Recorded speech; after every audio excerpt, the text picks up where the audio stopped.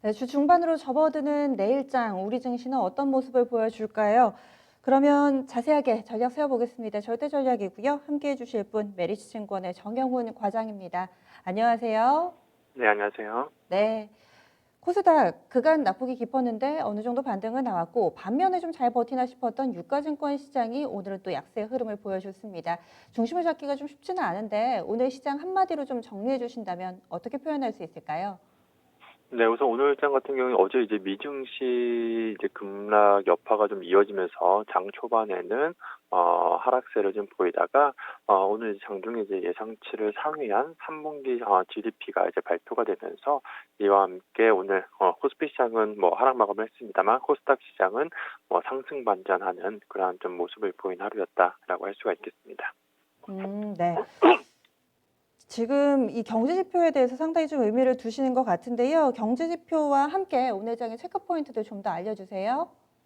네, 우선 지금 3분기 실질 GDP 성장률이 1.9%를 기록을 하면서 올해 처음으로 좀 반등에 성공했다라는 점이 역시나 좀 주시장에 긍정적인 영향을 미쳤다라고 보시면 될 것 같습니다.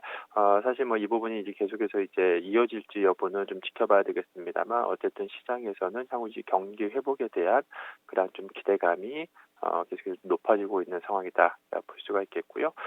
우선 일단 오늘 같은 경우에는 시장이 좀 반등, 특히나 이제 코스닥 시장이 모처럼 만에 지금 반등에 성공하긴 했습니다만 오늘 전반적으로 좀 시장 흐름을 보게 되면 좀 개별 종목 그러한 실적에 따라서 좀 움직임이 좀 나타나고 있습니다. 철저한 이제 개별 종목 장세가 펼쳐지고 있는데요. 오늘 보시게 되면 뭐 기아차 같은 경우에 한 10%가 넘는 급등을 기록을 했습니다. 그러한 이유가 바로 일회성 비용을 제외한 3분기 실적 서프라이즈를 좀 발표를 하면서 오늘 자동차 업종 뭐 강세가 좀 나타났다라고 보시면 될 것 같은데요.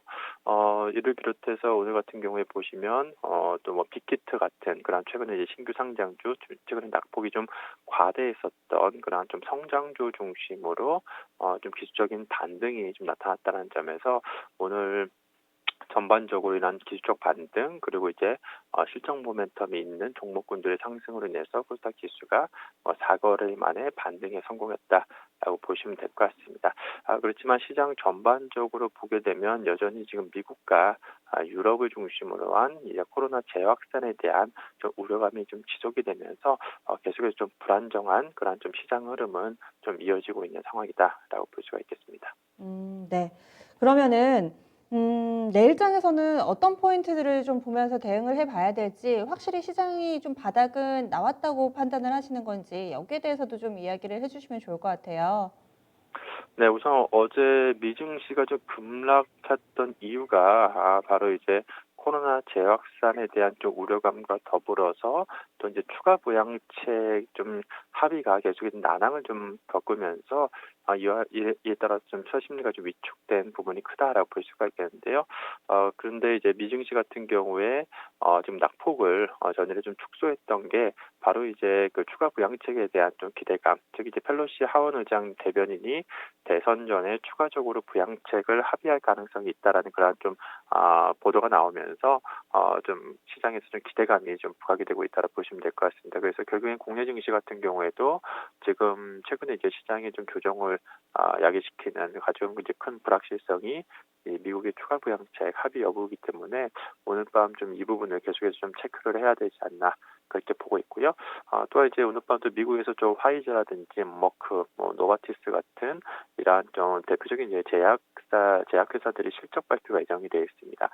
이들 기업들의 실적 발표에 따라서 내일 국내 증시에서 헬스케어 업종 같은 경우에 좀 주가에 좀 변동성이 좀 나올 수 있는 부분이기 때문에 이 부분도 좀 체크를 해보시면 좋을 것 같고요. 어쨌든 지금 3분기 이제 어닝 시즌이 본격화되면서 오늘 이제 자동차 업종을 보셨다시피 이러한 좀 실적 모멘텀이 있는 종목들 쪽으로 시장의 수급이 집중되는 그러한 모습이 나타나고 있다는 점, 내일장에도 계속해서 이러한 지금 3분기 어닝 시장 실적 어닝 시즌에 발맞춰서 호실적을 발표하는 그런 기업들 중심으로 계속해서 주목을 해보시면 좋을 것 같고요. 또한 이제 오늘 이제 외국인 투자자들의 순매수세가 유입이 됐었는데 오늘 코스피 시장에서는 1,000억, 코스닥 시장에서는 2,000억 규모의 지금 순매수세가 유입이 됐었는데 내일 같은 경우에 이러한 순매수세가 좀 지속되는지 여부도 계속해서 체크를 해봐야 되지 않을까 싶습니다. 네, 말씀해 주신 것처럼 오늘 현물 쪽에서는 외국인의 매수세가 다른 날에 비해서 상당히 좀 강하게 들어왔고 특히나 코스닥 쪽으로는 거의 3천억 원에 육박하는 어마어마한 자금이 유입이 됐습니다. 이 수급, 외국인의 매수에 대해서는 어떤 의미가 있다고 보시는지 일회성인지 아니면 좀 더 외국인의 매수세가 연속적으로 들어올 만한 가능성에 대해서도 보고 계시는지 궁금한데요. 네, 과거의 동향을 보게 되면 항상 이제 원달러 환율이 이제 강세를 보일 때는 외국인 투자자들 같은 경우 환차익을 노리고서 국내 증시로 수급이 좀 유입되는 그러한 모습이 나타났습니다. 그래서 최근에도 이제 원화 강세 기조가 좀 이어지면서 외국인 투자자들의 순매수세 기조가 이어지는 것으로 보여지고 있고요. 그래서 지금 현재 시점에서 지금 환율이 현재 시점에서 계속해서 좀 강세 흐름으로 나타난다라고 한다면 계속해서 좀 외국인 투자자들의 수급으로 인해서 좀 시장 상승을 좀 이끌 수 있지 않나 그렇게 보고 있습니다. 네. 그리고 대주주 요건으로 인해서 최근에 개인 수급은 안 좋은데 이 부분은 그럼 계속해서 시장에서 개인 수급에 기대기보다는 외국인의 매수세가 좀 이끌어줄 것이다. 만약에 이런 수급 구도가 꾸준히 이어진다면은 종목을 고를 때도 외국인이 사는 종목 위주로 보는 것도 하나의 방법이 좀 되겠네요. 네, 우선 지금 양도세 관련한 이슈는 이제 이번 달 어느 정도 이제 이번 주 중으로 좀 마감이 되지 않을까 싶습니다. 오늘도 좀 장중에 좀 출렁거림이 나왔던 게 또 이제 제주주 양도세 관련해서 그런 홍당기 부총리의 좀 언급이 좀 있으면서 관련해서 보도가 나오면서 오늘도 좀 출렁임을 보였는데요. 이 부분은 어찌됐든 간에 지금 연말을 앞두고서 조금 이제 대주주 양도세 이슈를 피하고자 하는 회피 물량이 지속적으로 좀 출회가 될 것으로 좀 보여지고 있고요. 그래서 이번 주 중으로는 어느 정도 좀 마무리가 될 것으로 보여지고 있습니다. 그래서 지금 시점에서는 이러한 좀 수급적인 동향보다는 지금 어찌됐든 외국인 투자자 앞서 말씀드린 부분은 과거에 우리가 좀 시장 상승 원화 강세 국면에서 시장 상승세가 나타날 때 외국인 투자자들의 그러한 좀 수급 구도가 좀 시장 상승을 좀 이끌었었던 그런 경험이 있기 때문에 그러한 점에서 좀 체크를 해보시면 좋겠다라는 그러한 말씀을 드리도록 하겠습니다. 네, 그러면 절대 전략 총정리 해보겠습니다.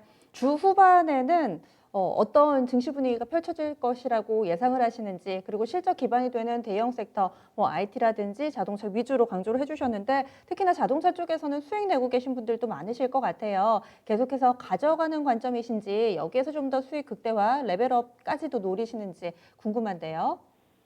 네, 여전히 계속해서 최근에 말씀드렸다시피 지금 시장의 좀 불확실성이 좀 이어지면서 그 어느 때보다 또한 그 실적에 좀 주목하는 그러한 좀 움직임이 나타나고 있습니다. 그래서 지금 최근에 시장 흐름을 보시면 아시겠지만 3분기 이제 어닝 시즌이 이제 본격화되면서 호실적을 발표한 기업들 중심으로 상당히 이제 안정적인 그런 주가 상승 흐름과 함께 또한 수급이 집중되는 모습이 좀 나타나고 있습니다. 그래서 계속해서 이제 실적을 발표하는 그런 기업들 중심으로 해서 개별 종목 실적 모멘텀에 주목을 해보시면 좋지 않을까 그렇게 의견 드리도록 하겠습니다. 네. 그리고 자동차 섹터에 대해서 추가 질문 좀 한 가지 드렸었는데 자동차는 계속 홀딩 의견이신 거세요? 아니면은 좀 어느 정도 수익 실현을 해가면서 봐가면서 대응을 하는 전략이신가요? 자동차 같은 경우에 예를 들어서 오늘 기아차 같은 경우에는 오늘 실적 발표를 했습니다. 그래서 오늘 실적 발표 이후에 주가가 상승을 했기 때문에 지금 시점에서는 이제 본격적으로 좀 수급이 추가적으로 좀 유입될 가능성도 있고요. 지금 3분기 이런 호실적을 바탕으로 해서 당분간 이제 4분기 실적에 대한 또 기대감도 높아질 수 있기 때문에 당분간 좀 중기적 관점에서 긍정적인 시각 여전히 좀 유지하시면 좋지 않을까 싶습니다. 네, 알겠습니다. 고맙습니다. 네, 고맙습니다. 네, 지금까지 메리츠증권의 정영훈 과장 의견 들어봤습니다. 시장이 그래도 어느 정도 좀 슬슬 바닥을 다져가는 그림을 그리지 않을까라는 전망과 함께 여전히 미국의 추가 경기 부양책 오늘 밤 미증시에서 어떤 그런 관련된 뉴스들을 내놓을지 좀 더 눈여겨봐야 되겠다라는 이야기 함께 들어봤습니다. 어제장 미국 증시 많이 밀리기는 했는데 후반에 또 낙폭을 많이 했던 원인을 여기에서 좀 찾고 있는 상황이고요. 실적이라는 키워드 두 번, 세 번 강조해도 모자람이 없는 이 실적 봐야 된다.